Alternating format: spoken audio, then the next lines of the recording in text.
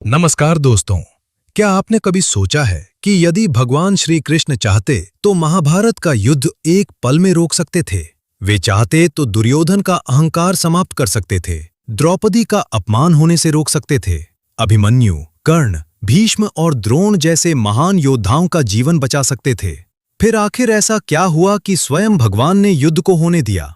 क्या ये केवल सिंहासन की लड़ाई थी या फिर इसके पीछे छिपा था धर्म, कर्म और न्याय का ऐसा रहस्य जिसे आज भी बहुत कम लोग समझ पाए हैं? आज की इस विशेष प्रस्तुति में हम महाभारत के उसी गहरे रहस्य को जानेंगे जो केवल इतिहास नहीं बल्कि पूरे मानव जीवन को समझने की कुंजी है।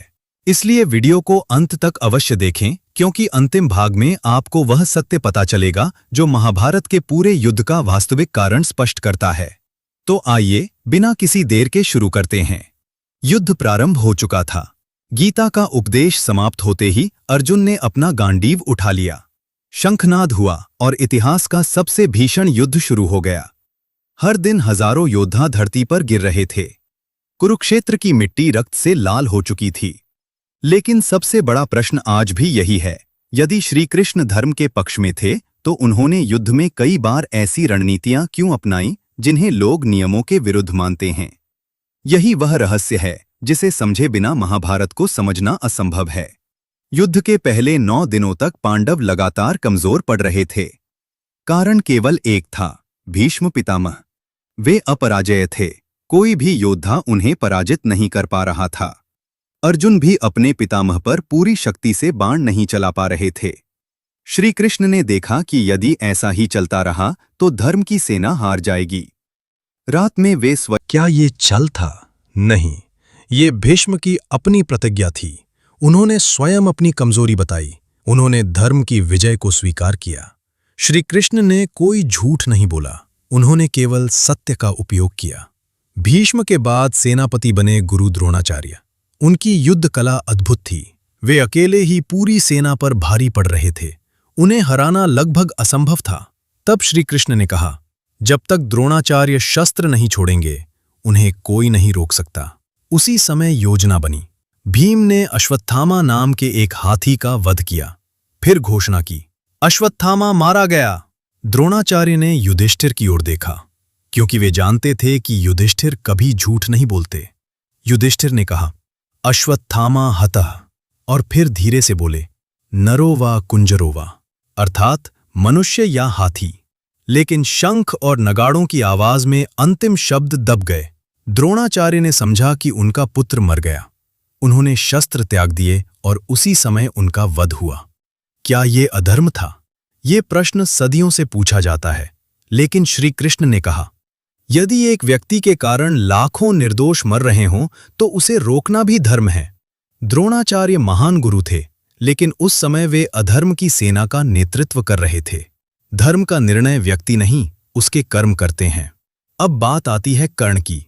दानवीर, महान धनुर्धर और अर्जुन के सबसे बड़े प्रतिद्वंद्वी। युद्ध के 17वें दिन उनके रथ का पहिया धरती में धंस गया। उन्होंने अर्जुन से कहा, रुको, क्षत्रिय धर्म के अनुसार मुझे पहिया निकाल लेने दो। अर्जुन रुकने ही वाले थे, तभी श्री कृष्ण बोले, पार्थ, क्या अभिमन्यु को चक्रव्यूह में निष्पक्ष युद्ध मिला था? जब द्रौपदी का अपमान हुआ था तब कर्ण कहाँ था? जब एक निहत्थे बालक अभिमन्यु पर कई महारथियों ने एक साथ। क्या ये छल था? नहीं, ये भीष्म की अपनी प्रतिज्ञा थी। उन्होंने स्वयं अपनी कमजोरी बताई। उन्होंने धर्म की विजय को स्वीकार किया।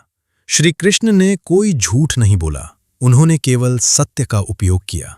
भीष्म के बाद सेनापति बने गुरु द्रोणाचार्य। उनकी युद्ध कला अद्भुत थी। वे अकेले ही पूरी सेना पर भारी पड़ रहे थे। उन्हें हराना लगभग असंभव था। तब श्री कृष्ण ने कहा, जब तक द्रोणाचार्य शस्त्र नहीं छोड़ेंगे उन्हें कोई नहीं रोक सकता। उसी समय योजना बनी। भीम ने अश्वत्थामा नाम के एक हाथी का वध किया। फिर घोषणा की, अश्वत्थामा मारा गया। द्रोणाचार्य ने युधिष्ठिर की ओर देखा, क्योंकि वे जानते थे कि युधिष्ठिर कभी झूठ नहीं बोलते। युधिष्ठिर ने कहा, अश्वत्थामा हतः, और फिर धीरे से बोले, नरो वा कुंजरो वा, अर्थात मनुष्य या हाथी। लेकिन शंख और नगाड़ों की आवाज में अंतिम शब्द दब गए। द्रोणाचार्य ने समझा कि उनका पुत्र मर गया। उन्होंने शस्त्र त्याग दिए और उसी समय उनका वध हुआ। क्या ये अधर्म था? ये प्रश्न सदियों से पूछा जाता है, लेकिन श्री कृष्ण ने कहा, यदि एक व्यक्ति के कारण लाखों निर्दोष मर रहे हों तो उसे रोकना भी धर्म है।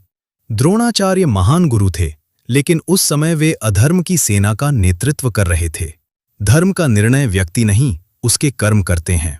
अब बात आती है कर्ण की, दानवीर, महान धनुर्धर और अर्जुन के सबसे बड़े प्रतिद्वंद्वी। युद्ध के 17वें दिन उनके रथ का पहिया धरती में धंस गया। उन्होंने अर्जुन से कहा, रुको, क्षत्रिय धर्म के अनुसार मुझे पहिया निकाल लेने दो। अर्जुन रुकने ही वाले थे, तभी श्री कृष्ण बोले, पार्थ, क्या अभिमन्यु को चक्रव्यूह में निष्पक्ष युद्ध मिला था?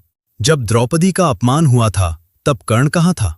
जब एक निहत्थे बालक अभिमन्यु पर कई महारथियों ने एक साथ आक्रमण किया, तब किसने धर्म की रक्षा की? अर्जुन का संकोच समाप्त हो गया। उन्होंने बाण चलाया और कर्ण धरती पर गिर पड़े। तब श्री कृष्ण ने कहा, जो व्यक्ति जीवन भर अधर्मेश का साथ देता है, अब कौरव सेना लगभग समाप्त हो चुकी थी। केवल दुर्योधन बचा था। उसने एक झील में छिपकर अपने प्राण बचाने की कोशिश की, लेकिन अंततः उसे बाहर आना पड़ा। भीम और दुर्योधन के बीच गदा युद्ध शुरू हुआ। दुर्योधन गदा युद्ध का महान योद्धा था। भीम कई बार पराजित होते दिखाई दिए। तभी श्री कृष्ण ने भीम को संकेत किया। उन्होंने अपनी जांघ पर हाथ मारा। भीम समझ गए। उन्होंने दुर्योधन की जांघ पर प्रहार किया और दुर्योधन गिर पड़ा। क्या यह नियमों का उल्लंघन था? हाँ, गदा युद्ध के नियमों के अनुसार कमर के नीचे प्रहार वर्जित था। लेकिन श्री कृष्ण ने भीम को द्रौपदी की प्रतिज्ञा याद दिलाई। उसी सभा में दुर्योधन ने अपनी जांघ थपथपाकर द्रौपदी का अपमान किया था। श्री कृष्ण का संकेत केवल प्रतिशोध नहीं था, वह अधर्म के अंतिम अहंकार को समाप्त करने का प्रतीक था। यही महाभारत का सबसे बड़ा रहस्य है।